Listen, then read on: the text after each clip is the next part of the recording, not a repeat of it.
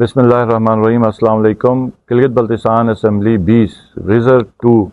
हमारे जो कैंडिडेट हैं नदीम रफ़ीक साहब है, और ये मेरा ख्याल में स्टार्ट होता है गुलापुर से लेकर टेरू तक। फंडर का एरिया है, वहाँ गुप्स का एरिया है, और जितने भी ऊपर बालाई एरिया हैं उन जो पीटीआई का वर्कर है, और नीचे जो गागूच का एरिया है, सिंगुल का एरिया है, गुलापुर का एरिया, सब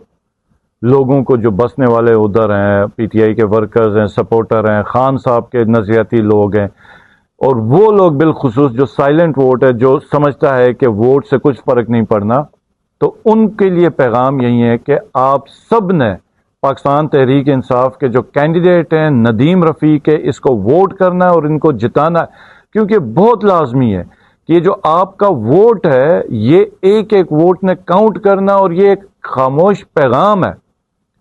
लोगों को कि ये जो जदोजहद, ये जो कुछ लोग खड़े होकर इस वक्त खान साहब के साथ शाना बशाना खड़े हैं और इस रास्ते पर हैं, मुश्किल रास्ते के ऊपर हैं, और अपना सब कुछ कुर्बान करके कारोबार, लोगों ने अपनी ज़िंदगियां, हर किस्म की धमकियां बर्दाश्त की हैं, और ये खान साहब के साथ इस रास्ते पे खड़े हैं। तो आप लोगों ने भी इनका साथ देना है अपने वोट के ज़रिए। 7 जून को नदीम रफ़ीक, इंतखाबी निशान ताला है।